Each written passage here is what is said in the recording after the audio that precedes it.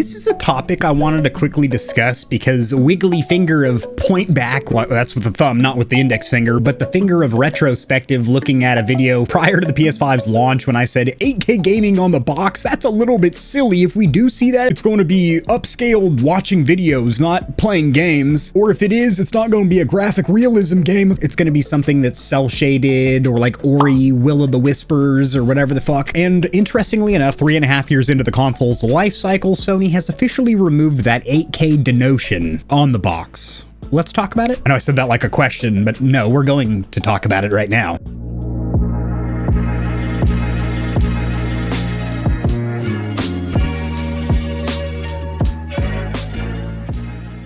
So two PS5s that I purchased and unboxed on the channel about a year apart, which are two different versions, by the way. One of them was the not midlife refresh, but the under the cover, under the panel, so to speak, hardware's been slightly revised model, different heatsink and whatnot. But both of those PS5s had that denotion for 8K gaming on there, which I knew in the back of my head, common sense, if a $1,500 graphics card, one component for a PC is not even capable of doing 8K gaming, certified 4090 owner over here, say love gaming, which I do, then power the W. Well, for $1,600, I hope you do something for me. Then why would a $500 console be able to do it? And yes, I understand it uses an APU, so the CPU and GPU are kind of melded together into one component, and also game developers can develop for that one specific configuration of hardware, better optimizing it than something like a PC. I understand all that. Preach you to the choir, sweetheart. But I also understand that 8K gaming is so far off from being the standard or norm. 4K gaming for consoles is now the standard or norm, as 4K TVs are freakishly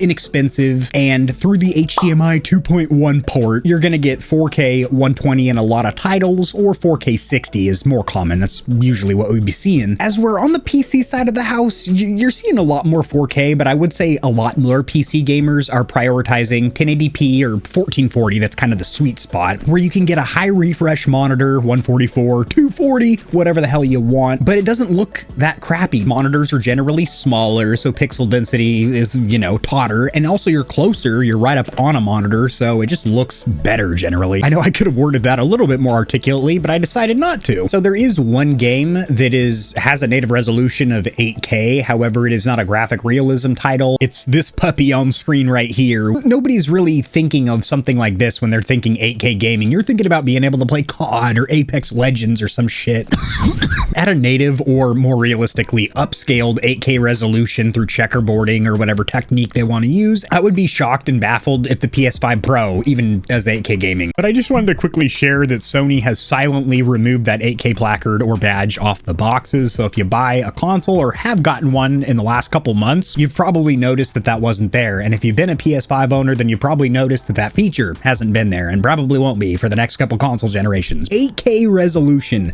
That is a mind-baffling, boggling number. Tons of processing, very resource intensive, especially if we're talking about what we're all thinking about as gamers. Graphic realism games, being able to play A Last of Us or Ghost of Tsushima or Call of Duty or whatever you kids play nowadays at 8K resolution. I think that's a ways off. Oh, comment section, that's your part. I've done mine. Now it's yours. If you enjoyed the video, liking it helps it to get seen by more gamers, so this information will reach and assist them as well. Much like the back of the TV, I've got plugs for all of my socials down there in the description below. And your wallet will greatly thank you if you check the description, because there are exclusive discounts on a ton of products, including controllers, KontrolFreeks, keyboards, mouse pads, clothes, and energy drinks. And keep in mind that you, the viewer, keep this channel running. The more Stallions and Stallionettes trotting around the stable, the better. So mollywop that subscribe button like it owes you money, and we'll have the same amount of fun tomorrow.